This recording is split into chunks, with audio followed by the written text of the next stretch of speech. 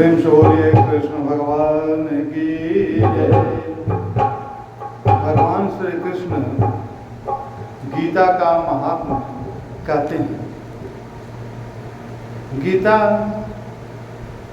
रसामृत का प्रचार और प्रसार भी भगवत प्राप्ति के साधन है। तो कहते हैं कि उत्तम वस्तु एवं व्यक्ति के गुणों का ज्ञापन, प्रचार और प्रसार करना समाज की उत्तम सेवा है। ये उत्तम सेवा है। सद्ग्रंथों एवं श्रेष्ठ पुरुषों की अवहेलना करना सद्गुणों की प्रस्थापना में विशेष सहायक होता है।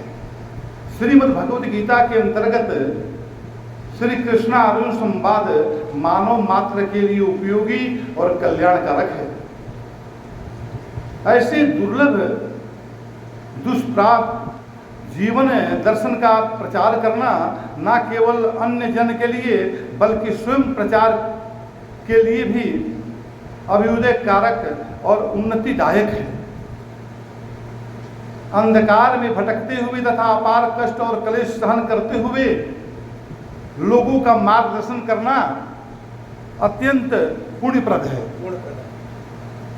ये बहुत बड़ा पुण्य का कार्य हो रहा है। इसका एक भी शब्द किसी के हृदय में उतर जाए तो उसका जीवन धन्य हो जाता है। इतने विरोध और इतने मतलब की वैमनस्य भाव रखते हुए ही भगवान के प्रति हम लोगों की श्रद्धा, भगवान के प्रति शरणागति, ये बहुत कठिन कार्य है। उन्हीं के पास सब कुछ संभव है। फिर भी हम लोग डटे रहे कि चलो तुम कितनों विरोध करो, लेकिन हम लोग करेंगे।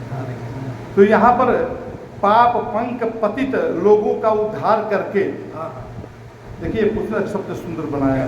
पाक पंक पतित, पंक माने कीचड़, पाप रूपी कीचड़ से पतित हुए लोगों को उद्धार के लिए उन्हें निर्मल बनाना, सन्मार्ग पर आरूढ़ करना महान धर्म है। जब समाज में अज्ञान, दुराचार, पापाचार प्रबल हो जाते हैं तथा उद्धार का मार्ग विलुप्त हो जाता है, तब कोई महापुरुष अपने महान चारित्रिक आदर्शों एवं उपदेश कोई प्रकाश द्वारा समस्त समाज को आलोक प्रदान करता है तथा उद्धार करता हो जाता है।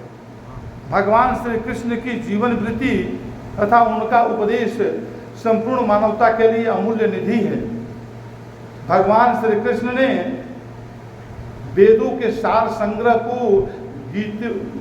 गीतोपदेश के रूप में सखा और शिष्य अर्जुन के माध्यम से समस्त मानवता का हितार्थ प्रस्तुत किया है। ये केवल अर्जुन के लिए नहीं, सब सारे सृष्टि के लिए भगवान श्री कृष्ण ने ये संदेश दिया है गीता के द्वारा। श्री कृष्ण गीता रसामृत के महात्म्य का वर्णन करते हुए कहते हैं कि जो मनुष्य इस परम रहस्यमय एवं गूढ़ उपदेश का जिज्ञासु जन के समक्ष विवेचन करेगा और उसकी प्रस्थापना करेगा, सत्य को प्रतिपादित करेगा और गीता प्रचार को भी भगवत भक्ति ही समझेगा, वह गीता के तत्व का सूक्ष्म निरूपण करता हुआ भगवान की प्राप्त कर लेगा, भगवान को वो प्राप्त कर लेगा। गीता का ज्ञान सरल होकर भी सूक्ष्म और गहन है। ये सरल है क्योंकि इतना सरल भी नहीं है, ये सूक्ष्म गहन है।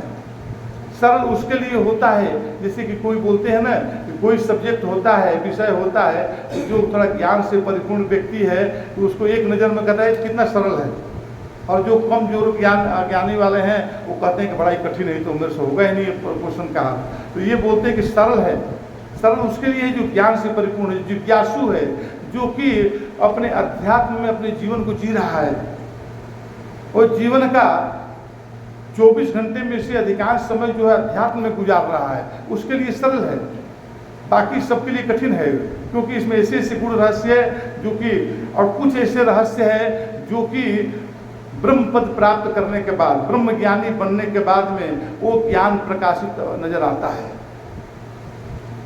जो जैसे कि पीएचडी करने के बाद में जो ज्ञान हमको नजर आता है और जो एक लोअर क्लास का टीचर है उसको जो है वो ज्ञान नज़र नहीं आएगा, लेकिन वही पीएचडी करके वही आदमी जब उस ज्ञान को जाता है तो उसको नज़र आने लगता है। उसी तरह से गीता का ज्ञान है। इसमें कर्म योग का अधिकारी है तो उसको ज्ञान योग का बातें उस समझ में नहीं आएगी, तो भक्ति योग का अधिकारी है तो उसको ज्ञान योग की बातें समझ में नहीं आएगी। ज्ञान योग की बातें उसी को समझ में आएगी जिसकी चित्त शुद्धि प्राप्त कर लिया है, जो इसके अंदर राग द्वेष घृणा नफरत ईर्ष्या जो है खत्म हो गई है, जो परमात्मा के साथ एक स्थापित कर लिया है, आत्मा और परमात्मा की एकता को अपने विवेक के द्वारा जान लिया है। आत्मा और परमात्मा की एकता को विवेक के द्वारा ही हम जान पाएंगे, कर्म के द्वारा कभी नहीं जान पाएंगे, भक्ति के द्वारा कभी नहीं जान पाएंगे। लेकिन भक्ति की प्रकाष्ठा को ज्ञान से परिपूर्ण करके तब हम इसको छलांग को लगाते हैं। तो गीता के उपदेश का लाभ उसका श्रवण मात्र करने वाले की अपेक्षा उसके विविध प्रकार के निरूपण करने वाले को अधिक होता है। देखिए बहुत बड़ी बात बोल दी है। कहते हैं कि गीता के जो प्रवक्ता है, जो बता रहे हैं, समझा रहे हैं, उनको विशेष लाभ होता है। समझने वाले को, समझने वाला का तो मन कभी चंचल रहता है, कभी इधर बात करेगा, कभी उधर करेगा, कभी इधर, लेकिन वो पढ़ाने वाला तो सब कुछ उसको देख रहा है और उसके अलावा वो उसको ज़्यादा लाभ मिलता है, उसमें रमण ज़्यादा कर रहा है, मन को एकाग्र ज़्यादा कर रहा है। जो जिज्ञासु हैं, जो सुनने वाले हैं, वो मन को एकाग्र नहीं कर पाते हैं। वो मन में ईर्ष्या द्वेष घृणा की बातें भी सोच सोच कर उसको बहला देते हैं, बात चला जाता है। एक बार बात बोल दिया, दूसरा बार बोलेगा तो कहेगा बार बार मत बोलो, मैं तो बहुत सुन लिया। तो यहाँ पर बात आगे बोलते हैं कि शिक्षण करने से मनुष्य स्वयं भी सीखता है। इस शिक्षण करने से मनुष्य को स्वयं शिक्षा मिलती है और अपने मार्ग को सुगम बना लेता है और वो उसका लाभ ज़्यादा होता है। वो अपने मार्ग को सुगम बना रहा है। शिक्षक को विनम्र होना चाहिए, शिक्षक को विनम्र होना चाहिए। ये नहीं कि बच्चा पूछा कुछ, एक क्वेश्चन को 2 बार पूछा, 3 बार पूछा, टीचर जो है गर्म होकर क्रोधित हो गए, वैसे भी नहीं होना चाहिए। उसको विनम्र होना चाहिए और उसे शिक्षण एवं उपदेश करने का अवसर प्राप्त होने को भगवत कृपा मानना चाहिए। कहना चाहिए कि हे प्रभु, आपकी कृपा है, आपकी असीम कृपा है, जो मैं आपने मुझे सिलेक्ट किया, मैं उसका पात्र बना और मैं जो है ये जो है बात समझ रहा हूँ, बोल रहा हूँ, सुन रहा हूँ और इस पर अपने जीवन को चलने के लिए अग्रसर हो रहा हूँ। उत्तम पुरुष अंधकार को पाकर, अंधकार को पार करके दूसरे को भी पार कर देता है। उत्तम पुरुष जो होता है वो अंधकार को खुद भी पार करता। अंधकार क्या है? अज्ञानता का अंधकार। अज्ञानता का अंधकार को जो ज्ञानी होते हैं वो खुद भी पार करते हैं और दूसरे को भी पार कर देते हैं। गुरु उसी को बोला गया है। तो संसार का प्रत्येक मनुष्य गीता रसामृत का अध्ययन और प्रसार करने का भागवत प्राप्ति होने का अधिकारी है। सब अधिकारी हैं। उसको जितना बहुत इसको बार बार हमें गीता को सुनना समझना चाहिए, पढ़ना चाहिए। ये हमेशा घर पर भी यही नहीं, घर पर भी बैठ के पढ़ें, शांति में पढ़ें और अच्छा समझ में आएगा। आगे बता रहे हैं।